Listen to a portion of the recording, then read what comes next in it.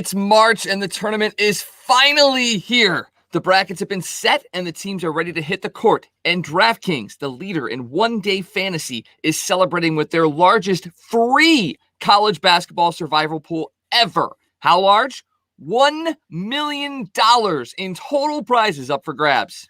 And if that's not enough, check this out. When you enter the free DraftKings $1 million survivor pool, you could get a shot at winning $10,000 for every upset through the first two rounds of the tournament. It's easy to play. Just pick one team per day. If they win, you survive and advance to the next round. The last person standing is the winner. Remember, you can only pick a team once for the entire tournament, so choose wisely. DraftKings is a safe and secure app. You can deposit and withdraw your funds at your convenience. So get in all of this week's action. Download the DraftKings app now. Enter code THPN during sign-up and enter the free $1 million survivor pool. Again, that is code THPN to enter into DraftKings free $1 million survivor pool. Eligibility restrictions and terms and conditions apply. See DraftKings.com for details.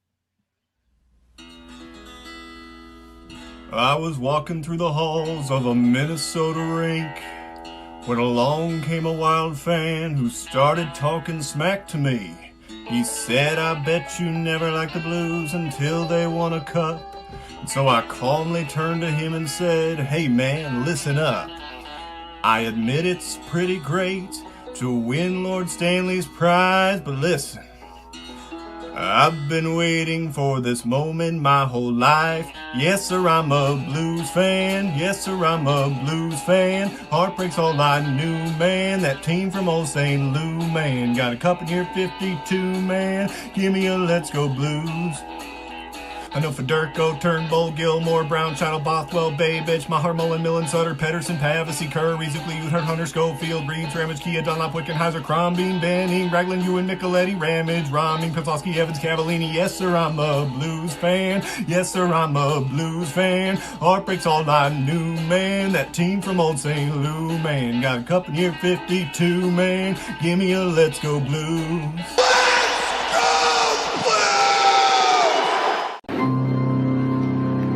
And now, the starting lineup for your Bluenotes podcast. Tom Franklin and the man called Wags. And Blues Fan Reacts. Hello and welcome to Bluenotes, located on the best city on the Mississippi, the best in the Midwest. We've got that Stanley Cup power, too sweet to be sour. And if you're still curious, we are talking about St. Louis. This is your home for St. Louis Blues coverage on the Hockey Podcast Network. I am your founder, Tom Franklin, joined by my amigo Wags and my new hombre, Blues Fan Reacts, also known as Mason. First of all, Wags, how you doing today? Well, as you alluded to earlier, I'm about ready to go to the dark side on some of the things that are going on with the Blues. I was so upset last night that I slept for 12 hours. 12? Gee whiz. That is a good depression sleep right there. I mean, I hope you're okay. Let's get back to you in just a second. Mason, are you doing any better than our friend Wags here? I mean, I've been screaming after videos the last 2 days now, so I mean, I can't say I'm wonderful, but hey, at least my vocal cords haven't ripped yet, so I guess that's a bonus. And you drank your throat coat tea today, so you are prepared for this episode. I am, of course, drinking a hard cider from Center Ice Brewery, of course, cheap plug there. $0 gang. Here you go, Mom. I'm not drinking. Yeah, exactly. Exactly. That's not a fake can of Coke. He tried tearing off the label before we recorded. It is an actual can of Coca-Cola Zero. So, Mom, yes. He's not drinking. Okay. Yes. Okay. Very good. That's important. First of all, I want to give before we get going here, I want to give a quick shout out to Guy, the Hawaii Blues fan. He was on KMOX this morning on sports on a Sunday morning with Tom Ackerman. Talked mostly about Warrior hockey here in St. Louis and his affiliation with that. So you can check that out by going to stlfanreport.com. And he's got a post up there. You can listen back to his appearance and read up on his recent efforts with Warrior hockey. And I'm glad to see a guy doing well. And he had a good hit with Tom Ackerman today. So please, when I say today, I mean Sunday. So if you're listening on Monday, It was yesterday, but you can go back and listen to it. So shout out to him. But I can't shout too loud because Guy, we don't have an Aloha commentary from him today because apparently he has been put in the penalty box in his own apartment building because apparently Saturday night he was yelling a little too loud for his neighbors. Neighbors called the building, and the building told Guy, okay, 24 hours, you are not going to, you're on a 24-hour probation, essentially. If you get caught yelling again, then they're going to have to take action. So, no. So, yeah, he got put in the sin bin last night. So, but I think he went out to his car to do his hit on KMOX this morning. So, always be nice to your neighbors. I know, Mason, you're in a house right now, which I envy you for, because you can scream as loud as you want and no one's going to hear you. But exactly right. Just a word of warning: if you move into an apartment, Mason, you're going to have to respect your neighbors. Yes. I realize that. I feel pretty lucky I could scream right now, so I'm taking advantage of it. Is what I'm doing. You might have to become for all of us. You might have to be for all of you. You might have to be Blues fan softly reacts, once you move into an apartment there. So Blues fan whispers. The calm and gentle Blues fan reactionary fan. There we go. There we go. That'll sell. So what we're gonna do going forward, for Aloha commentary, we'll be back on Thursday, and I think we're gonna keep them on Thursdays going forward because Sunday's our big show. Obviously, we're live with you guys. A lot of you are at home, just chilling on a nice afternoon.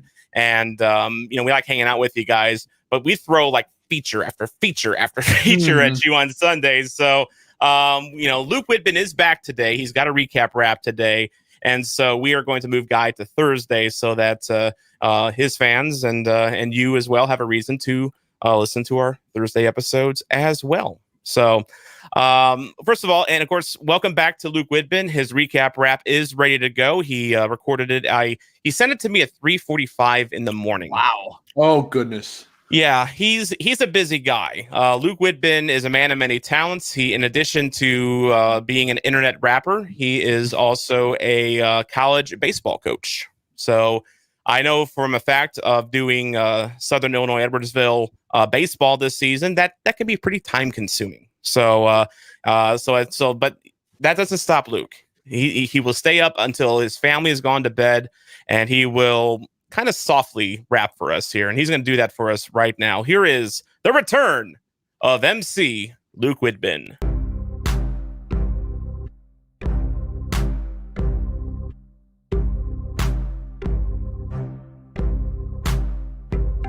Finally home from California for a couple gets the nights, but no homecoming for Petro. Upper body needs some ice. Jordan Binnington was playing, get used to that. Got him 6 more years. Get the man his check. The Blues had pressure in the first. Both goalies good early. Didn't think we'd have to face some false positive flurry. Still our defense must have worried since they left a social distance when they left Stone alone. Same with Marchessault's backhand. Down 2-0 we look sluggish till O'Reilly sniped the corner. Golden Knights would pack up 2. Nosek works Krug on the doorstep. Speaking of a doorstep, Joshua just got off ice in time for Sammy Blade to bring the puck and barely keeps the Blues offside. Puck is caught up in the crease and Tarasenko puts it home for his first goal since October. Hope his shoulder isn't broke. In the third, the Blues would tie it. Sanford on the power play. Then the note would take the lead, a falling shin to Perron's blade. But this is the Blues. We can't have nice things. As Tom Calhoun was still talking, the game was tied by Martinez thanks to Kairu's defense. His second lapse of the game. We got no shots in overtime thanks to a tripping penalty. Riley Smith wins it. Blues get a point in 7 straight. Maybe we should make a point to not get 40 shots a game. Or better yet, how about no shots? Because the very next day, Billy Huso was starting. What more do I have to say? You're killing me, Billy, with this Willie or won't he save the shot that is opening? You're an NHL goalie. Somebody get the Zamboni. We got a mess in the creek. Maybe our call to Colton Ellis won't be his only this week. Pay attention to Fleury. That's how you inspire a team. Make the saves that aren't easy and watch the confidence beam. Or just give up rebounds while your defense does nothing. Slide out of the net while Stone goes headhunting. At least Blaze in punting made a nice play on the wall. Tarasenko muscles his man passes Bladix and scores. It wouldn't matter, of course. Pacioretty on his horse blows by Vince Dunn and gets a goal off the post. A 5-on-3, we were toast. Why would we score on that? We couldn't stop Mark Stone, so we tried lifting the net. Then we tried emptying it, but we couldn't make a pass, so they won, and I'm mad. When is Parayko coming back?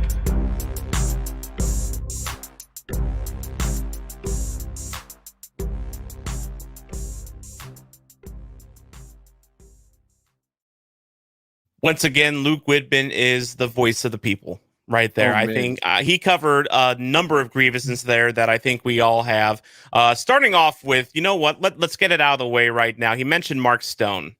So Blues fans have been looking forward to Mark Stone coming to St. Louis. This is going to be his comeuppance. Tyler Bozak is still injured. He's not playing. So it's time for Clifford and, Joshua and some of the other pug uglies on the team, to show Mark Stone the business. And what happens? Well, in 2 games, Mark Stone scores 3 goals and generally is unscathed. So, let's go to Mason on this one first while Wags percolates a little bit. Do you think that the Blues did enough to stop Mark Stone? No, they didn't lay a finger on him. Yeah. What I think is hilarious is when Dakota Joshua laid out Ryan Raves, who's a player who very much deserves to be laid out. I love him, but he definitely deserved that hit. Yeah. And then immediately some guy on Vegas named after a vegetable, freaking coleslaw, came to his defense. Coleslaw. Tyler Bozak's injured and nobody touched Mark Stone for these last 2 games. Does that piss anyone else off? It pisses me off. I mean, not a single body on him whatsoever. And he looked comfortable in Enterprise Center. He looked like he was happy to be there. And you know what? He is an opposing player. He should not feel comfortable in, the opposing team's arena. That's one thing Nashville does right, is when you're in, the Bridgestone Arena in Nashville, you hate playing there. The fans make it awful for you to be there if you're a Blues fan. And here we are, at Enterprise Center, and Mark Stone just having a happy, good time. By the way, Vegas fan chiming in here. He says he's good with it, but okay, that's your one for this episode there, Mr. VJK coverage. Wags, should more have been done against Mark Stone? Oh, absolutely. I mean, yes, when the hit happened back in the first time that we played Vegas, you were expecting 2 days later retribution, and it would have been valid. There was time between that and now, and I think things have kind of cooled off, and that's a little disappointing because this is a budding rivalry here. And if you aren't willing to continue that and to make a statement, there's something wrong with that. And it's so surprising for a Craig Berube-led team. Craig Berube was a physical, tough, beat-down kind of player. And how is that not in the mindset of them? And yes, Luke's right. Every opposing player is comfortable in Enterprise. They really are. I've never seen or heard people say they are afraid to come into St. Louis, Nashville, Chicago. I mean, hell, even Vegas players don't want to go play in Vegas either. And they're a relatively new team. So the fact that nothing happened, it had to happen on Friday night. It had to happen. That's when it needed to be done. You needed to insert a guy like a Clifford and let him just go wild and just beat the shit out of Mark Stone and make a point. Now people are like, well, it's too late. You can't do anything. Yeah, you could sit there and say, oh, well, April they could do something. No, that's pointless. You've played 2 games. You've lost 2 games. Mark Stone has been electric in these series. He's done well against the Blues. Like, you got to find a way to take him out. And they just didn't do it. And they kind of let him walk all over him, the team. And that really set the tone for the weekend. It really did. And I know, look, I'll give fans somewhat of a pass just simply because there's not a lot of fans allowed in Enterprise right now. So, you're pretty much going from almost like one neutral venue to another, essentially without, over 10,000 fans in an arena. I mean, it's just going to be different. But that being said, I remember I had season tickets for the St. Louis Rams during their glory years. And during the playoffs, the year they won the Super Bowl, there was no more intimidating place in football to play than the Edward Jones Dome, because it was a dome, so it trapped all the sound, and you had 50,000 plus St. Louis football fans who had not seen glory like this ever. Pent up frustration, and that place was rocking, and it's an intimidating place. Players that go to Busch Stadium, for instance, with all its history, they can still make Busch Stadium very loud, over 40,000 fans there. Now, of course, Enterprise Center doesn't hold 40 or 50,000 fans. It holds 20,000.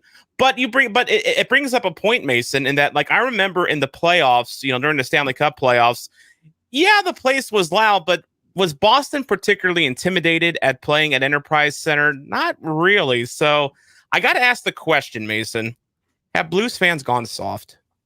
No, I don't think they've gone soft. But the thing is about the 2019 playoffs is what people would say. It's like they wouldn't say, "Oh, that's a tough arena to play in." The Sharks wouldn't say that's a tough arena to play in when they were on the backs to the wall. They would say that place is loud.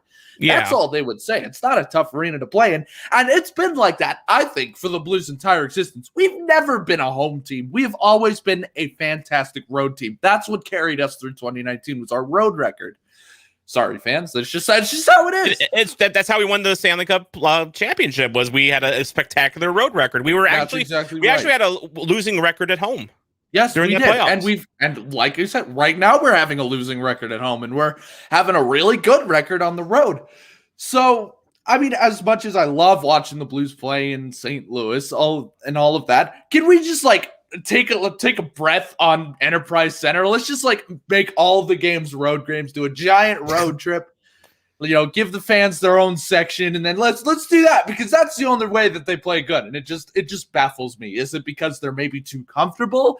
Is it because they let the other team in it early on home games and it just saps the energy out of the building? I'm not really sure what the problem is. Yeah, as Luke Whitman points out, the Blues have had a good home record in years past. This season has not been good. And again, with no fans, or just, the couple thousand fans that are allowed, Wags, you think maybe it's just a coincidence maybe that they're playing bad at home? I think it definitely is. It like you said, it feels like it's a neutral site. Look how they played. Look how they played up in Edmonton last year. It was a neutral site. Everybody kind of had the same experience. And I think that the Blues almost need that full arena to kind of play up to it. And they play well in hostile environments. They really do. As Mason said, on the road, they're pretty good. Luke's right, though. Last year, I think they were 27-5-3 or something at home. So they had a pretty damn good home record last year. But you had fans in the stands. It was still off the high of a Stanley Cup. I mean, so the excitement level was different. So, yeah, I think once we get back to full arena capacity and the fact that you've got exciting guys playing for this team, I think it'll change a little bit. So I think it's more coincidence more than just bad play, or more than just, not being able to play at home. I think there's more to it, though, as to why things are not going the way it should be this year.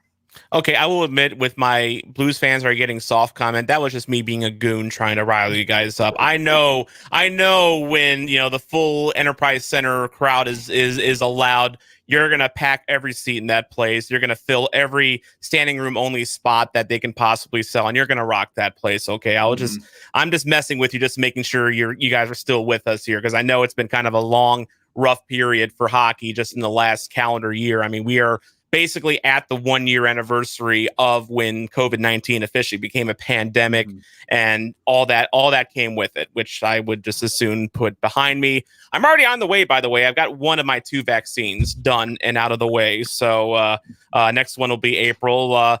You guys on the way to getting vaccinated too, or? What the thing about Utah is right now they're not really opening the vaccines unless you have a real have to so seniors and things like that. And I'm young, and I know I've come in contact with it, so I don't really think I need it. So I'm just waiting for all the people who really need it to get it first, and then if there's an available spot or something like that, I don't want to take somebody else's spot in that. So I'm gonna be waiting for a while just to get it, just to make sure that people who need it get it. Literally, I think I got it just simply because I'm fat. That for once being chunky actually you're fluffy. You're not benefit. Fat. You're fluffy. Well, thank you. I'll say that from now on. I'm fluffy. Okay. I had a guy I worked with in Memphis radio call us robust. We are robust people. Okay, and for once being robust helped when it came to getting the vaccine. Waggy, have you got your appointment set up yet? Not yet. I guess I'm on the waiting list or what have you. I think I am one of those groups that can get it a little bit earlier with the Crohn's and being a fast food worker and all that stuff. I think I can get it. I just haven't gotten any feedback, I guess, from the city of St. Charles or what have you. I have no idea what's going on, to be perfectly honest. They haven't done a great job of communicating. I signed up through the state of Missouri, and that's how I got mine. And I still had to drive an hour to get it, which is okay because I drove where my dad lives essentially. So it kind of worked out. But I will warn you, by the way, when you get the vaccine, don't expect to use your left arm for like a day because you will not be able to lift it above your head. This is about as far as I could get on Friday, the day after I got my vaccine anymore. And I was like, doing one of those. So it's because the government's tracker's still in your arm. You got to wait for it to go through your system before you can lift it. Yeah, don't forget about that tracker. That's for sure. There's a government tracker in every single vaccine. The conspiracy theorists are right. Always listen to conspiracy theorists. They're batting 1,000 nowadays. Oh yeah, totally. This guy is not a conspiracy theorist, but he is a friend of the show, Roland Spink, saying, "What's up, everyone? Thanks for checking in." And also, I noticed a friend of mine and an old friend of yours, Wags, lurking around amongst our listener base.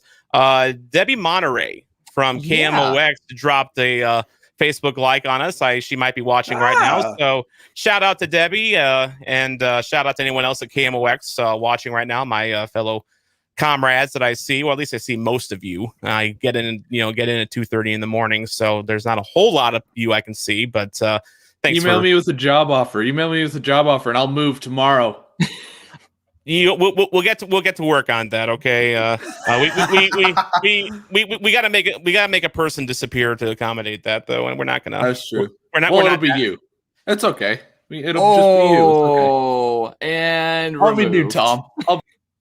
All right. Well, we want to thank Blue Fan Reacts for being a part of the show here. It's a shame that he has other commitments and cannot continue. Yeah. All right. That was your penalty box moment for about a few seconds there. Getting back to Vegas here. So I wanted to bring this to you guys. Speaking of KMOX guys, Tom Ackerman tweeted out, congratulations, Golden Knights. You are now the most hated team among the Blues fan base. Wags, do you agree with that? I think they're on their way to being one of the most hated. Obviously, the Chicago hatred is still there. The Detroit hatred is still there, although it's cooled. And I posed that question to Tom as well. I was like, is Vegas now the new rivalry, surpassing Chicago, Detroit, and Nashville? Because it's more immediate, and they've only been in the league for so long. But it seems like they've just been ahead of the curve and have been doing things that have taken teams 10, 15 years to do. And they're just a pain in the ass right now. And I can see them becoming a big-time rival. And you throw in the Pietrangelo thing and a couple other instances, Ryan Reeves on there as well. And they're well on their way to being the team that people are just pissed off to play.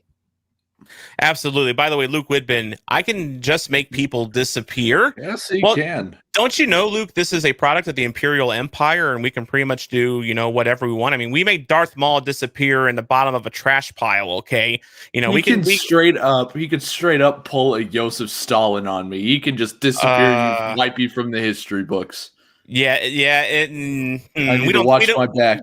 We don't talk about that. Hi, NSA. How are you guys doing today? By the way, Roland Spink asked the question. We'll get back to the fan base thing here in just a second, but do you think Binnington should have started both games? Mason, we'll go to you on this. No, I don't think so. I would have rather no, Wags, no. I think no. I would rather have because Husso, other than against Colorado, he hasn't played a really good team. You can paint it any way you want. The Blues have not been playing good teams. So Vegas is a good, fast team. I thought it was a great test for him. Second half of a back-to-back, it's only logical to put him in net, right? Well, it makes sense, but then Vegas started Fleury both games back-to-back, and Fleury has had some stamina issues in recent years where he's gotten worn down very quickly. I would have said yes, start Binnington both games. You're paying him the big bucks to play the big time games, and anytime you got Vegas on the schedule this year, that is a big time game because of the way the divisions are and just because of how good Vegas is and how chippy Vegas wants to be against the Blues. And I'm not saying like dirty, but I'm just saying they have a chip on their shoulder when they face the Blues every time, because there's still a lot of Vegas fans. I feel that they are still trying to prove themselves, amongst the league. So you want your best playing against the best, and Vegas are the number one guy, and the Blues didn't. And I'm not saying it's Husso's fault. It definitely wasn't. I think there's some other issues going on here. Zone exits that are contributing to the Blues' issues against Vegas and other teams this season.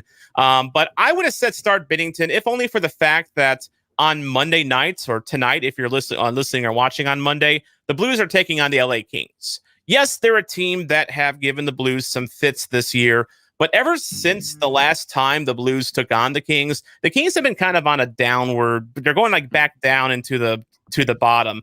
So I would have said start Binnington Friday, start Binnington Saturday, rest him Monday against the Kings, start Husso against the Kings to start that series, and then maybe you can bring Binnington back on Wednesday. That way you get him at least 3 full days of rest. Wags, what do you think?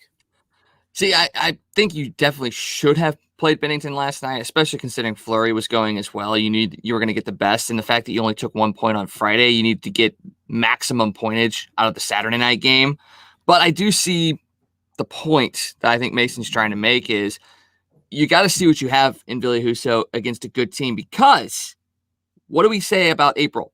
April is full of these games against every team at the top of this division, Colorado, Minnesota, and Vegas. So it's almost like, do you want to wait until April to see what you have and if you're going to even play Ville Husso in those games throughout April? Because you might see Jordan Binnington play 90% of the games in April. So I mean, this might be a twofold thing. Get him enough rest to be ready to go full tilt in April, and also see what you have in Ville Husso to see if you're going to be able to play him in those games. So I would have started Binnington. I wanted to get maximum points against Vegas because obviously they're a team you're chasing. They have games in hand against you, so you got to kind of eliminate some of those potential points that they can get while they have those games in hand. But I'm not totally upset that Ville Husso started. I honestly think, maybe you go with Husso on Monday night as well. Get him a little bit of confidence against the Kings, and then give Binnington that time off to really prepare himself for the stretch of April. I think that's possible. I think definitely you will see. I would expect to see Husso in at least one of those games this week against the Kings. The Blues then go to play a Saturday set with the San Jose Sharks, so we might see Husso there as well. And then it's right back to the Golden Knights for one of those makeup games from earlier in the season the following Monday. And then we're starting to get into the Wild and Avalanche, which is a whole other basket of problems that we are not going to get into this episode. Let's stay positive, because that's that we're getting to the part of the schedule that scares me.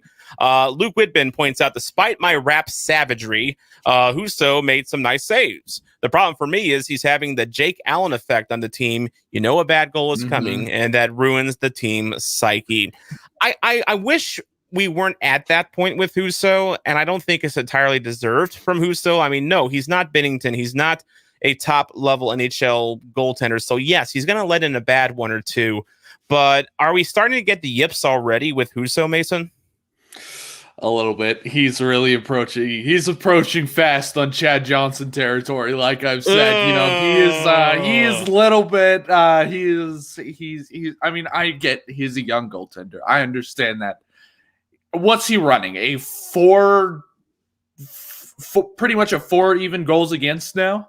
Let's go ahead and take a look at the stats on that real quick. Ville Husso is a 357 goals against, and he is an 879 save percentage, which is anything I consider under 9 is not very great. Not good enough. Not even close to good enough, especially with how much talent we have. I mean, the injury excuse can only go so far with this team. I mean, it's not just the fact that we're bad because our goalie's bad.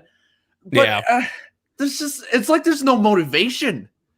There's very little motivation in that room right now. And I think Ville Husso is like feeding off of that. And he's like, well, if they don't care, why should I care? And I get it. He's probably trying his hardest. I get that. But I'm sorry. If he might, who knows? In the future, he might be good. He's not good. He's not. And we can't, can we rely on him to win a key game? I don't. Not with an 875. I can't. Well, what doesn't help him is the fact that the defensive composition as it stands right now for the Blues, you have a lot of puck movers, and I think that's been by design, a shift in philosophy with the defense. You don't have a lot of people movers on defense. I mean, Mikola's one. Parayko would be one if he was healthy, but of course he's not healthy. Scandella's kind of a heart and soul type, but then you have your Krugs, you have your Duns, of the world. And it seems like that a lot of the defensive mentality is to move the puck, which in theory should negate the issues that the Blues have in getting out of their own zone, as Wags taps into the dark side a little bit here. Wags, we got to talk about these zone exits, man. They're not doing Husso or Binnington any favors, and they just continue to be a problem. Hoffman couldn't get the puck out of the zone, and that allowed the second goal Saturday night.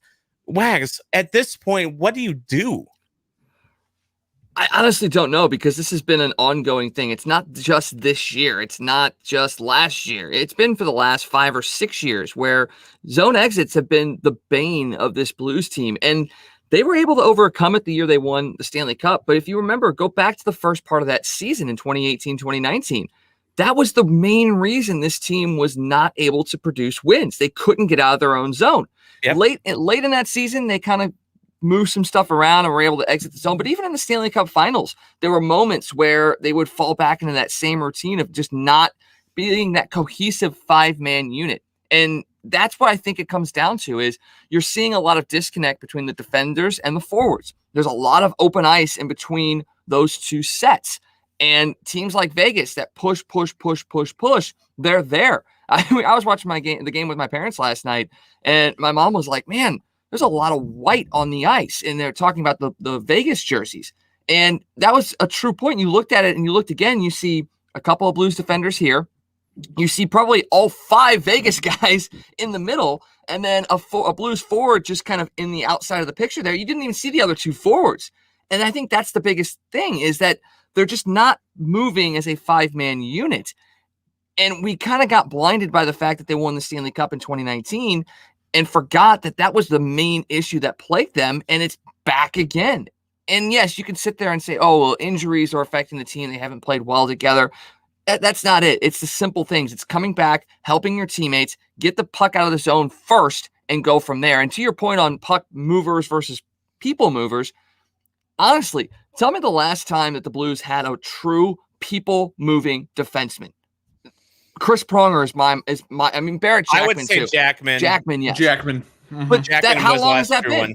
How long has that been? I mean, Bortuzzo has his moments, but he also kind of is what he is. Defender, though. He's a third pairing defender. Yeah. One could argue Shattenkirk too.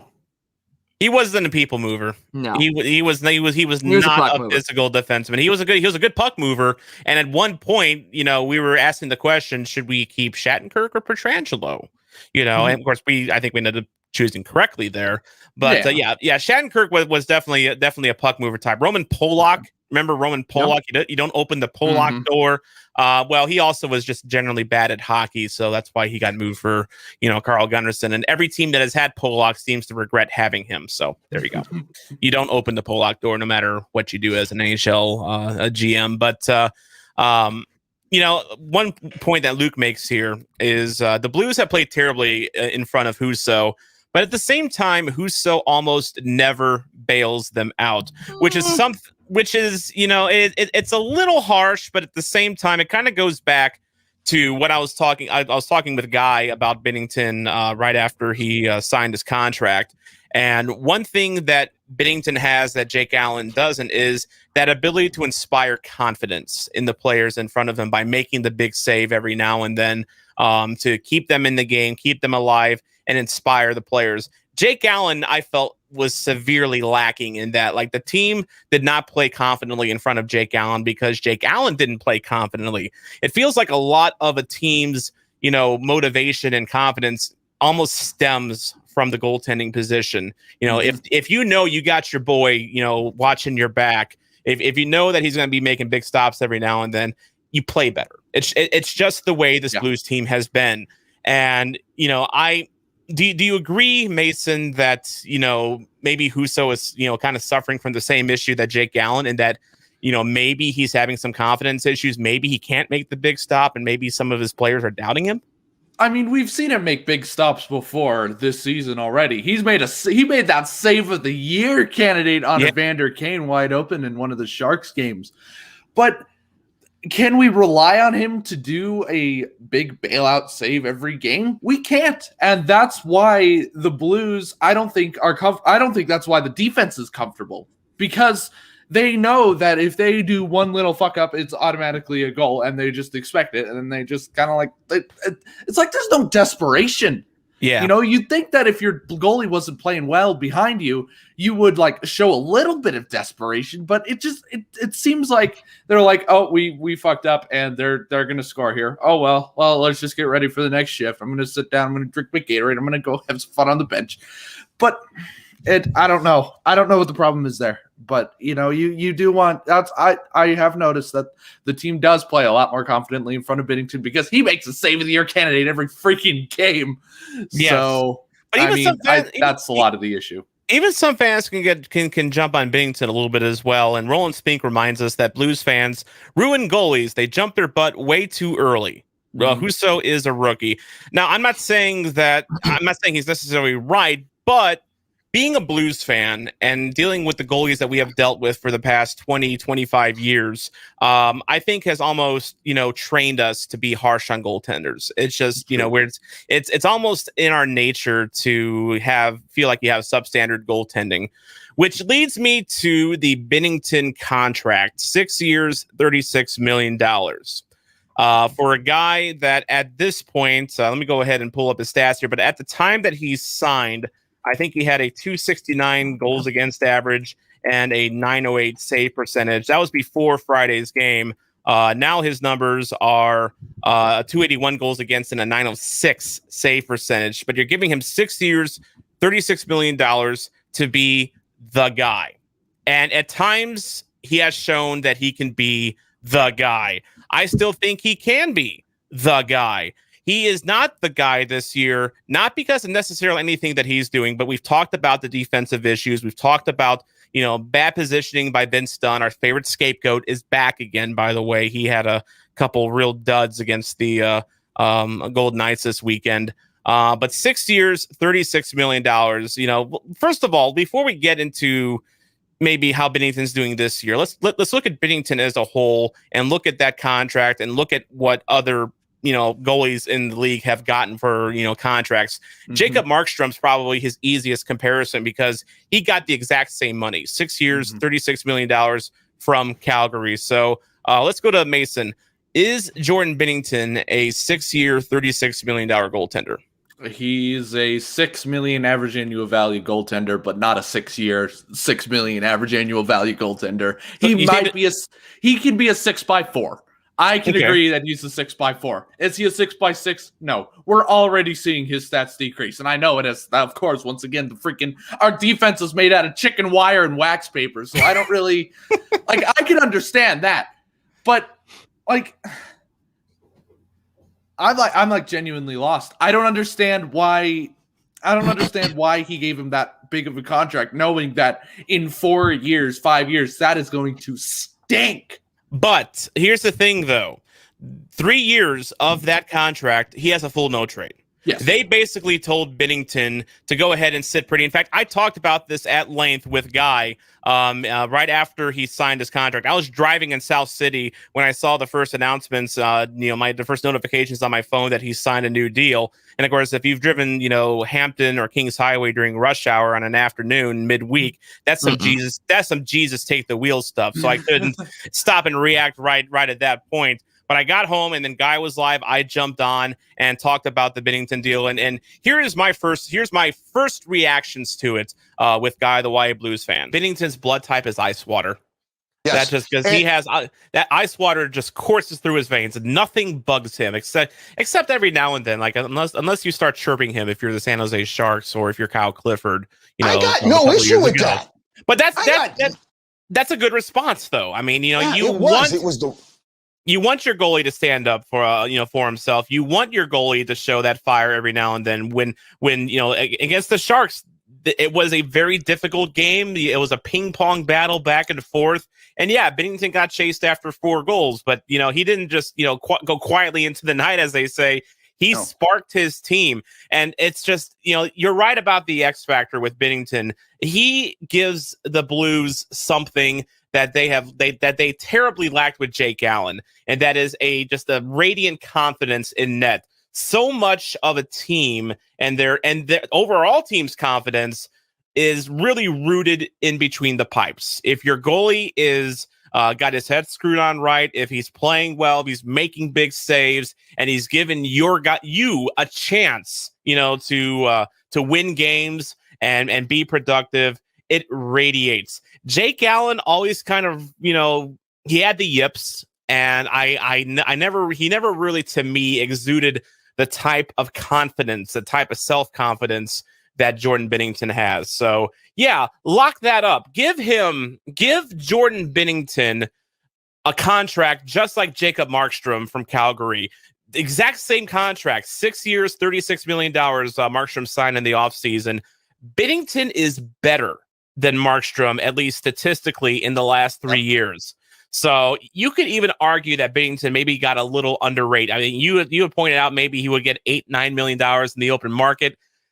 Maybe 7.5 for rate is kind of what I had pegged. Maybe if like Toronto, for instance, wanted to. Toronto was going to overpay. Toronto was going to overpay. And that was a threat that you had coming into this offseason. You what are your other options in goal without Binnington? Because for one, Binnington, as I said, he'll get fired up. I think, when he had that snit fit against, San Jose, that rallied his teammates. He looks the part. He acts the part. And he often plays like the part, although his defense could help him out a little bit more. And yes, like any goalie, Binnington will have his ups and downs. That's any goaltender. But I feel that Binnington is a lot more consistent, than, a lot of other goaltenders in this league, just on a game in, game out basis. You generally feel like at least at this point, what you're getting out of a Jordan Binnington, and that is you are getting a number one capable goaltender. But getting back to the point that I was going to make, so 3 years of his deal with the Blues is a no trade.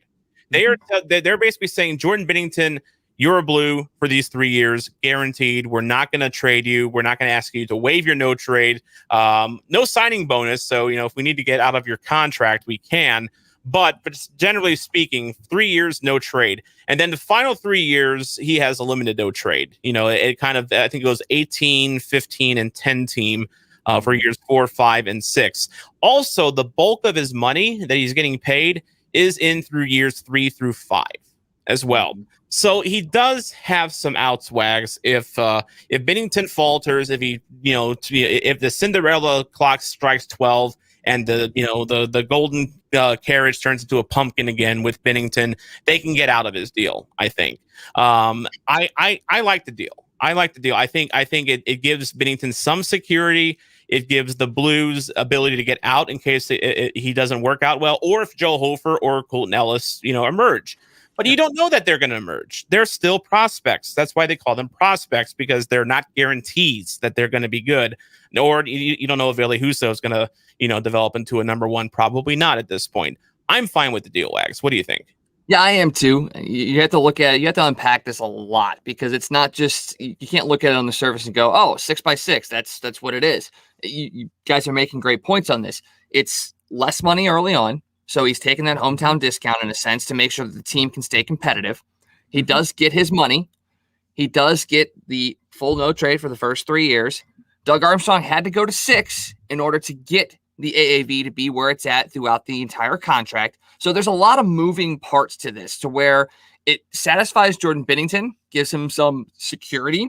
It gives the Blues some security, but it also gives the Blues some outs as well. So honestly, I think this was a genius deal for them to do, because if he does get through the entire 6 years of this contract with the Blues, that means he's been a damn good goalie, or the other guys haven't panned out. But we're not going to think negatively. Okay, we're not going to think negatively. Colton Ellis is our boy. I mean, we just had him on last week. He's going to succeed. Okay, exactly. But after 3 years, if it's not working out, or Hofer or Ellis are ready to go, the Blues have the ability to move him at that point. So I think it ended up being a perfect deal. And kind of going back to what we were talking about earlier with the Blues and goalies, look at the goalies that have lasted and been successful in St. Louis. Strong personalities. Jordan Binnington has a strong personality. Grant Fuhr had a strong personality. honestly, Cujo. I think Cujo had a strong personality. Those are the guys that lasted as long as they did in St. Louis because of that.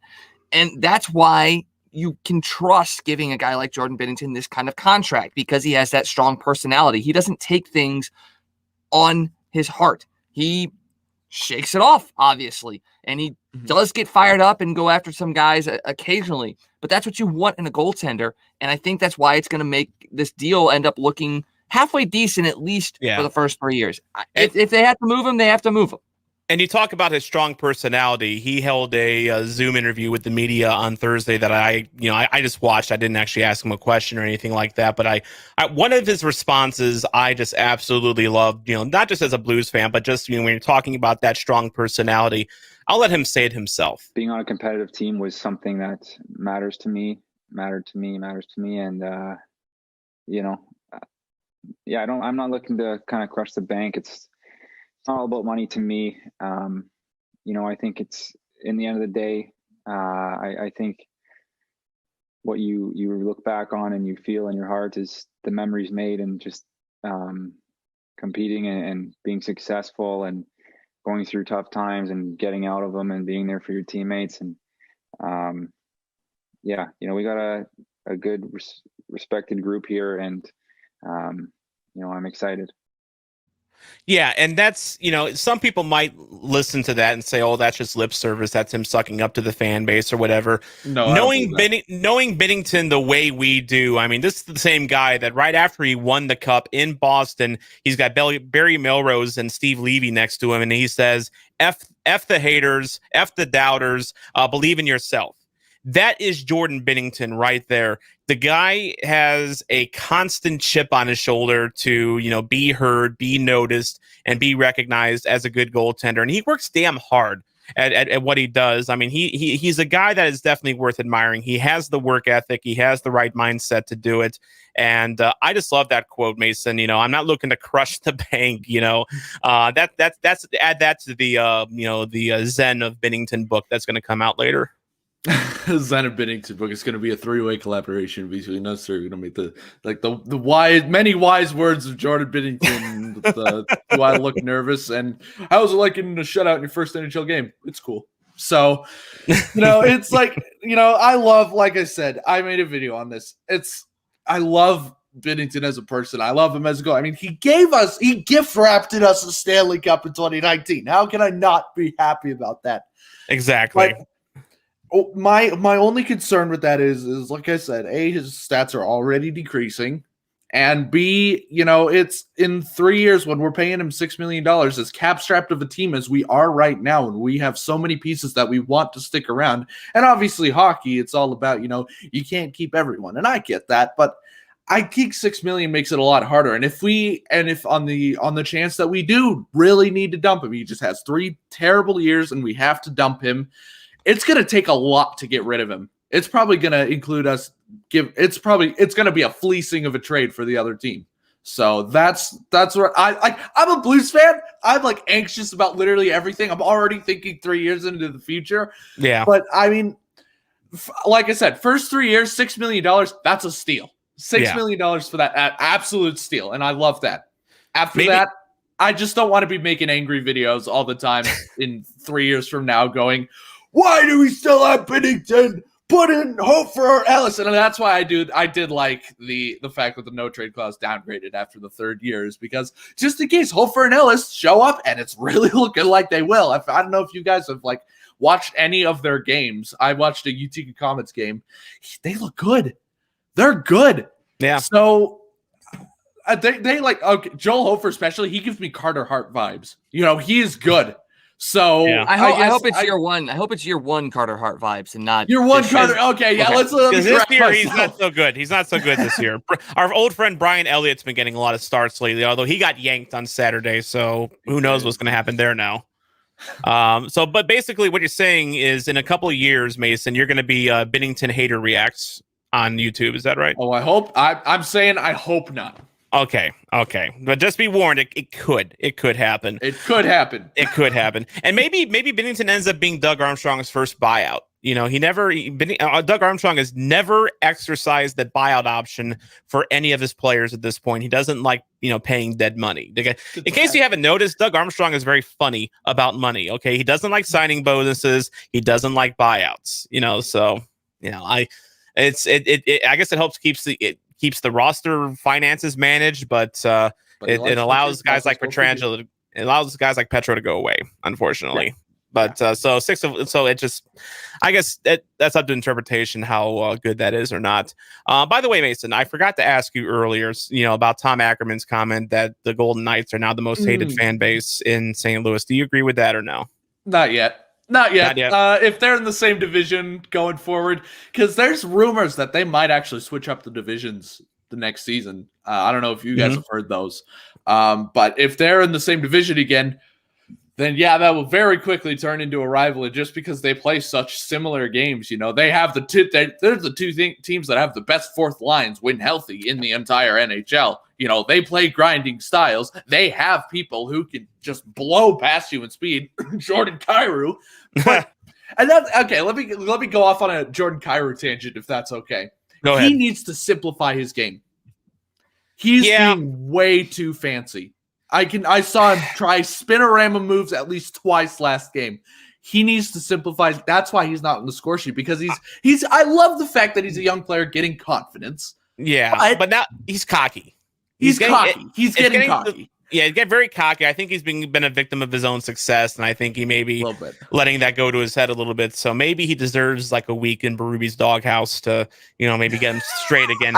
He's still a young kid though, so I'm not. I mean, it's just you're going to run into that. I think Kyrie is just that type of player where you got to rein him in a little bit, just a little bit.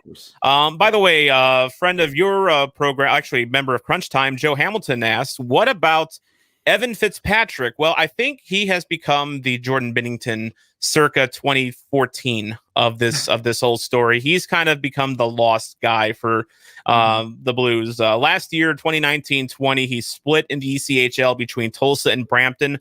Rest in peace, Brampton Beast, by the way, they folded.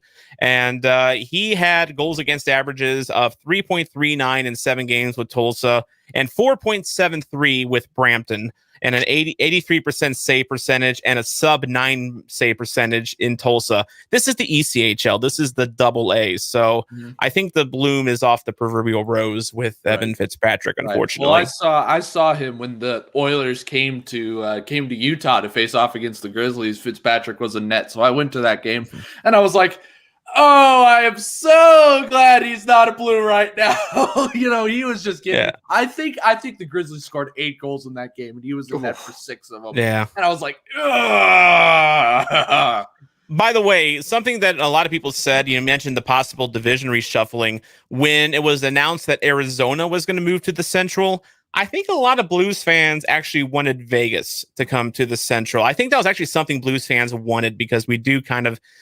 For one, it's cheap to fly to Vegas and back. I mean, you can fly Allegiant for like $50 to Vegas, one way.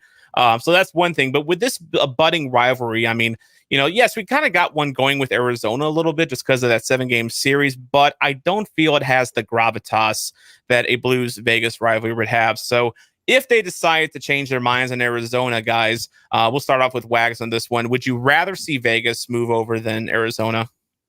Oh, man.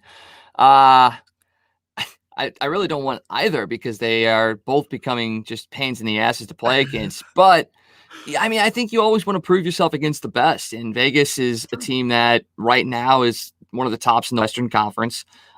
They've got the draws of Petrangelo and Reeves, former players for the Blues that you would be able to draw in on. Yes, Arizona's got Clayton Keller, a St. Louis boy, but there's just something about your former captain playing for them that people get anxious about.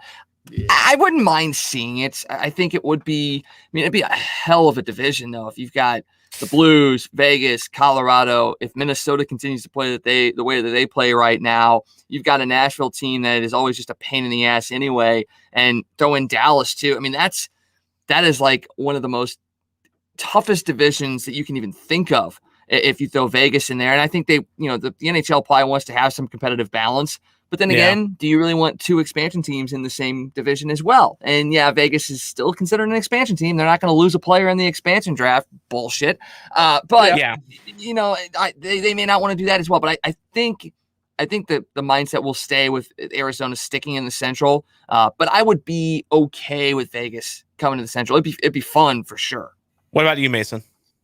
I'm with Wags on this one. It would be fun for sure, but then again, Central Division has always been the toughest division to play anyway for the last 5 years now, and just to add that on just makes it that much harder. So, I mean, as much as I would love to see, you know, Vegas be a rival team to St. Louis, and Vegas is my local team, so I'd get to see my Blues a lot more often because, you know, 8 you'd playing. How many games? Like 4 or 5 games against them. So as much as I would love to see that, you know, I don't want every single year to be such a disaster for the Blues. And while as good of a roster as they might have, they're getting their ass kicked by every single team. But it's not anything to do with how bad they are. It's just that everyone else is good. So I do like it being a little bit spread out. I like the Knights in the Pacific Division because I really like that Vegas San Jose rivalry, but I don't mind that Arizona rivalry because, like Swag said, both teams are a pain in the ass. So I love seeing the Blues beat the Coyotes mostly because they can very much beat the Coyotes. Can they beat the Vegas Golden Knights? I haven't seen it. I would like it for just the spice and the flavor of, you know, Vegas into Central and facing them more often, and also cheap flights to Vegas selfishly. But you know, you're right. It would make the Central Division basically death row. You know, because you would have Vegas, you'd have Colorado, you have Minnesota, you'd have Dallas in there, and then the Blues, you know, so that's like 5, you know, only 4 teams can go in, you know, and you're talking 5 teams here. I mean, maybe you get both wild cards, but that's not a guarantee. So, you know, there's probably going to be one team in that arrangement the next 5 years that feels like, well, we had a window until these fuckers showed up, and then now we've been in 5th in division the last 3 years. I mean, those fucking assholes. So I would rather, I'm okay with Arizona coming over, and you know, we can, you know, turn our fortunes around against them, and you know, beat up on them, beat up on Chicago, and beat on this team that is always a favorite of Sister Wives Everywhere.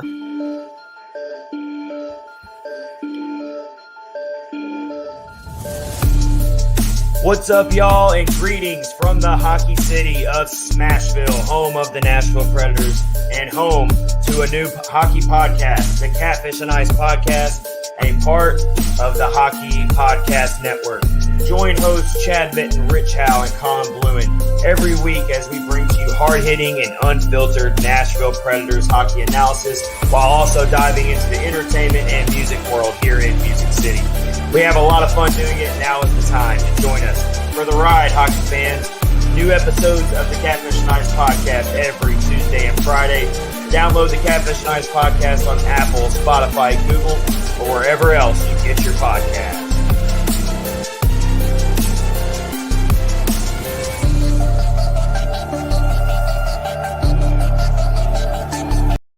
All right, that's enough of that. So, first things first, that was our THPN promo of the week. We had to get that in. We got it in. Number 2, if you thought the music was loud and, you know, kind of drowned out his voice, well, that's Bridgestone Arena in general. The music there, they cranked the volume knob up to 11 in that place. And, like, when I was there, you know, as a member of the media, my table was shaking every time they played music just because of the bass that was going. So that's just capturing the vibe of Bridgestone. So we'll forgive Catfish on Ice for that. I love that kind of atmosphere in an arena. I love it loud. That's why I love going to Vegas games, to be honest, because it's just such a loud atmosphere and everyone's at the bass is thumping and everybody's jumping. You know, I should make a rap out of that. I didn't mean to rhyme that, but at the same time, I love arenas like that. I love Bridgestone Arena. Their fans are. We're starting beef again with them again, but their fans are amazing. Like they support their team ravenously, and look, you know,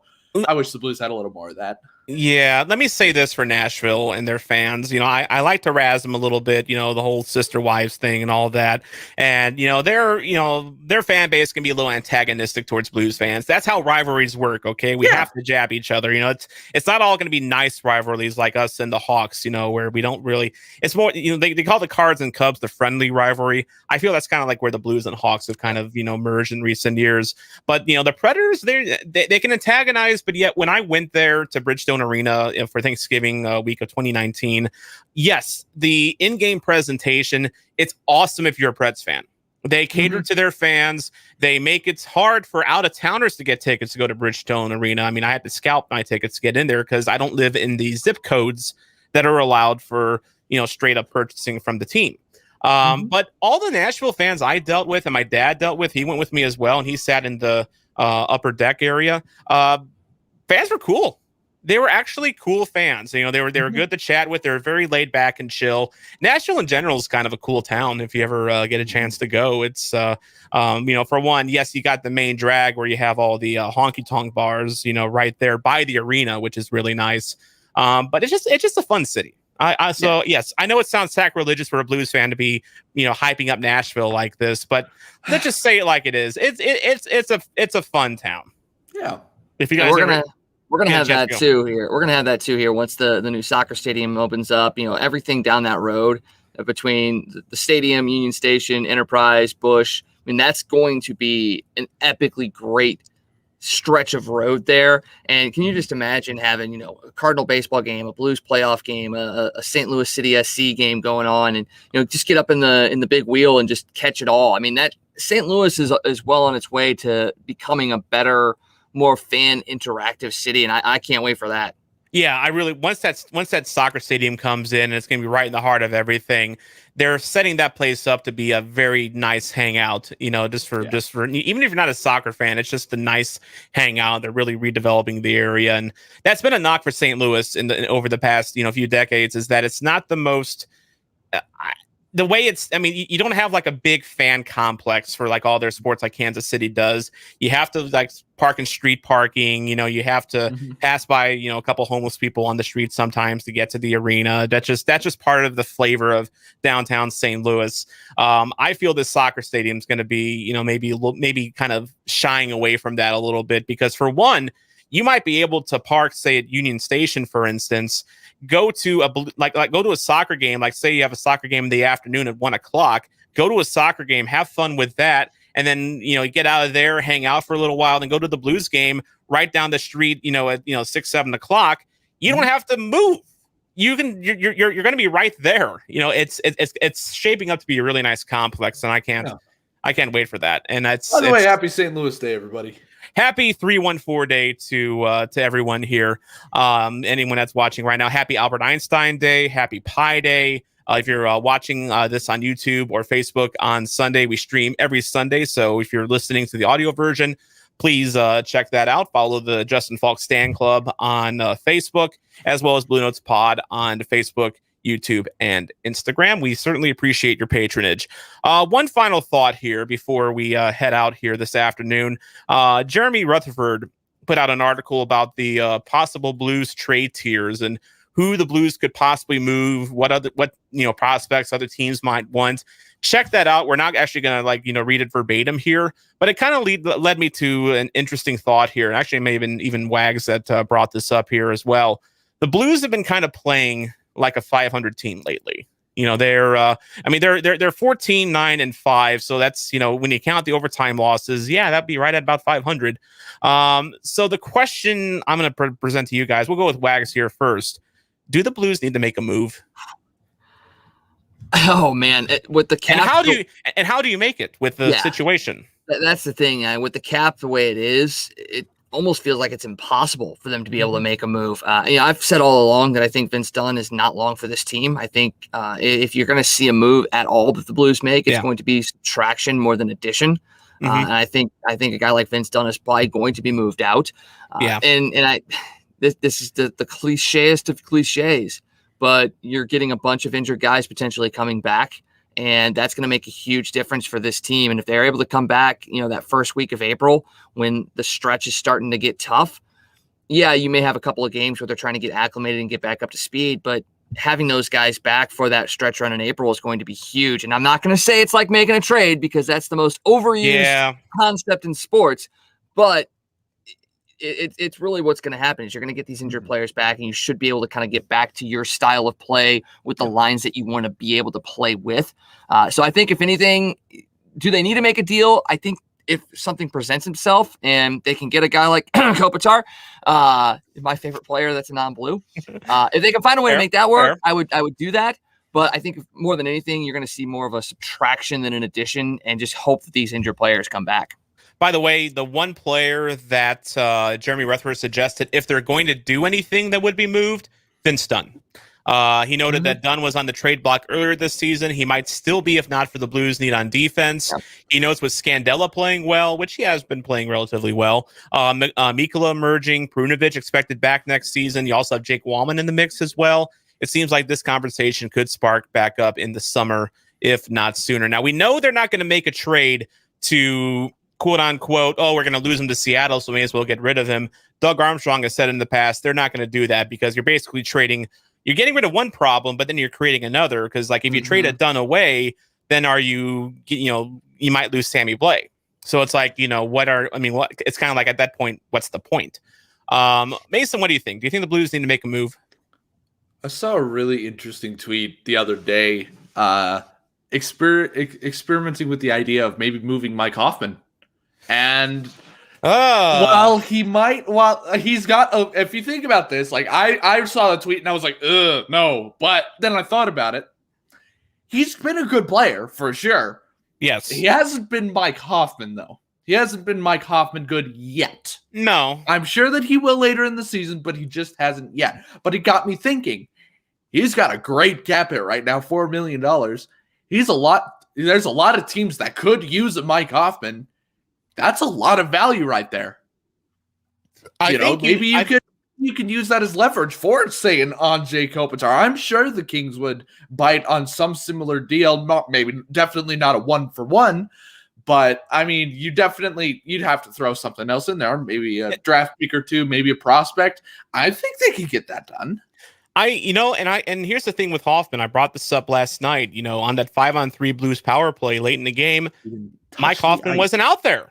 Tarasenko was. We saw a lot of him. So was that Hoffman's true reason for being a Blue, just to be a Band-Aid until Tarasenko is back? And now that Tarasenko's back, is his purpose served? Is it done now? Because the one thing with Hoffman, and I see what the analytics say whenever they say that he's just a one-dimensional shooter.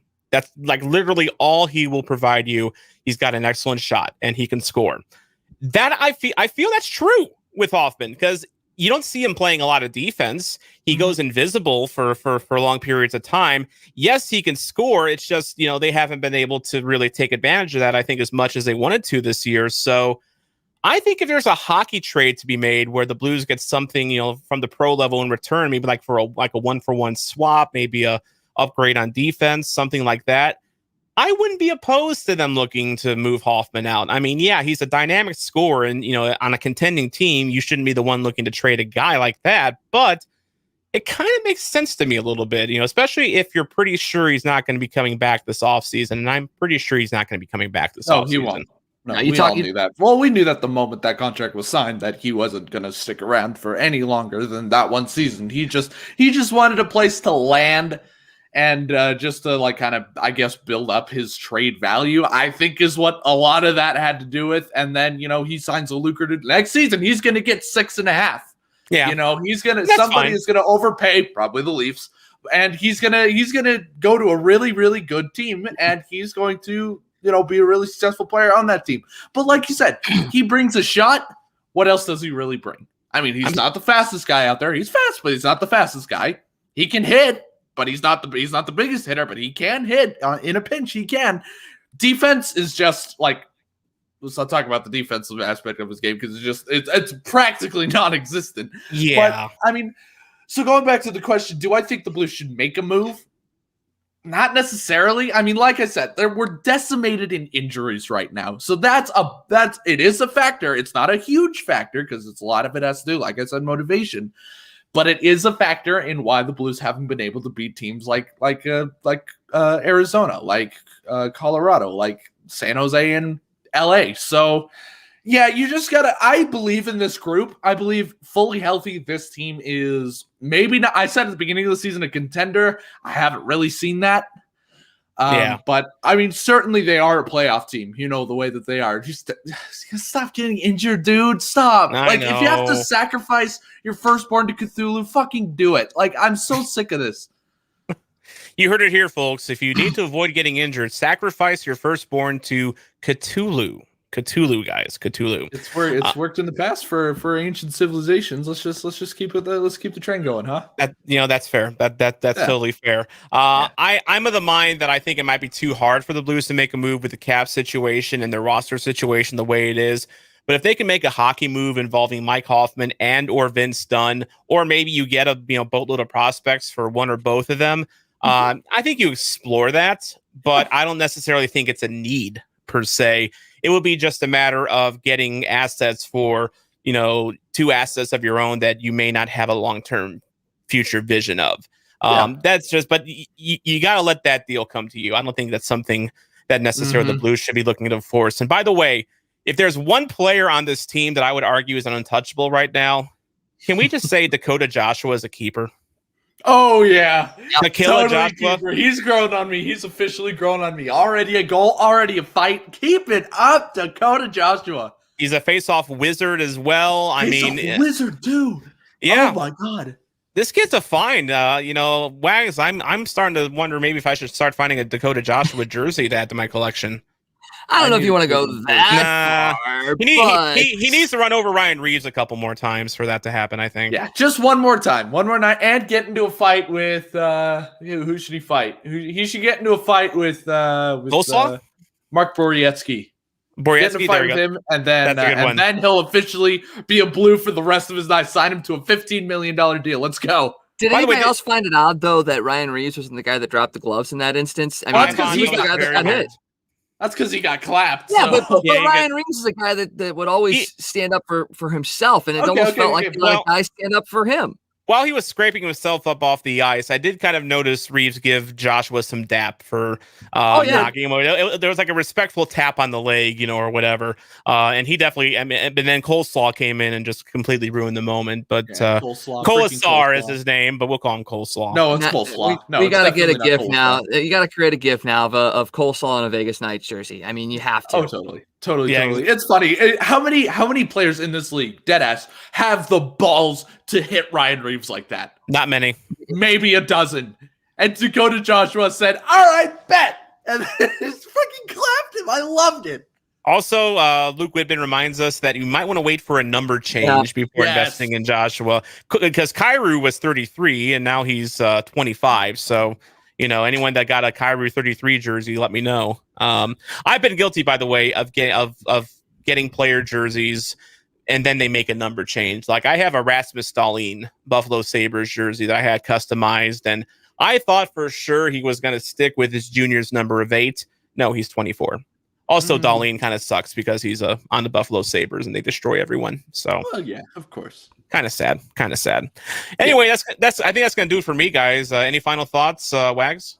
No, I think that this is the week to get the ship right, and hopefully we get some of these injured players back here very, very shortly. I haven't heard any updates as far as any of these guys returning, but if we hear anything, you'll be the first to know on this this fine show. We'll be excited to bring back guys, so make sure you check out that.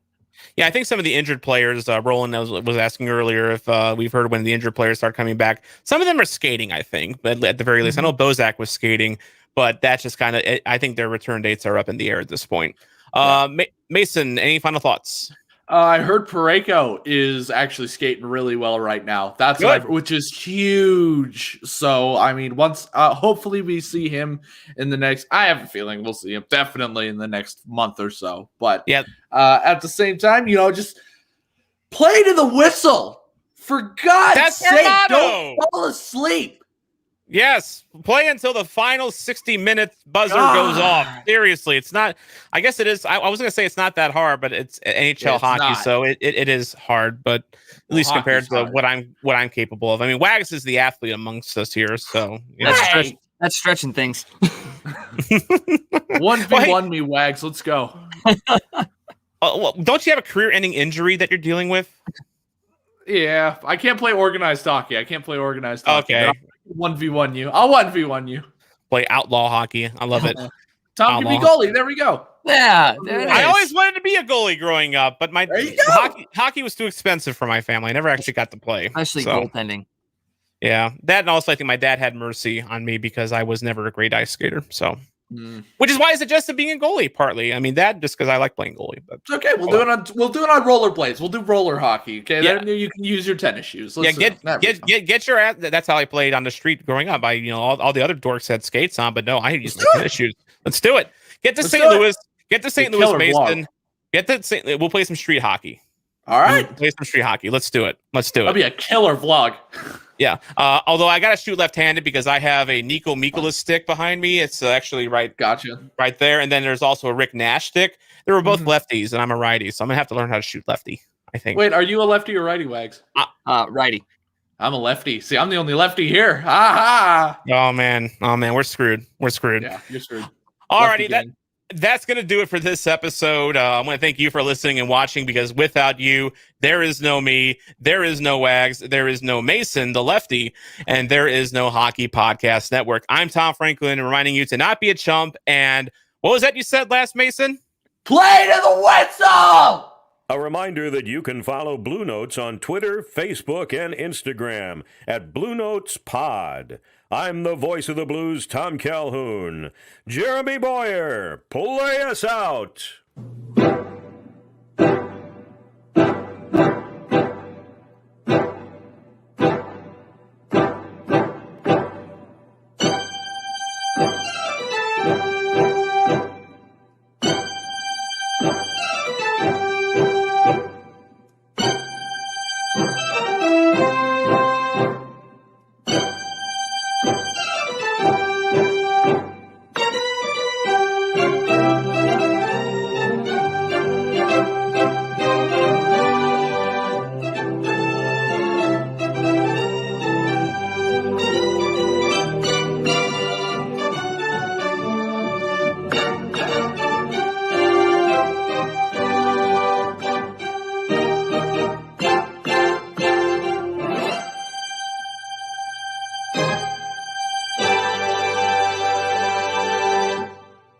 You're listening to the Hockey Podcast Network, your home for hockey talk covering every team in the NHL. New episodes every Monday. Download at thehockeypodcastnetwork.com or wherever you get your podcasts from.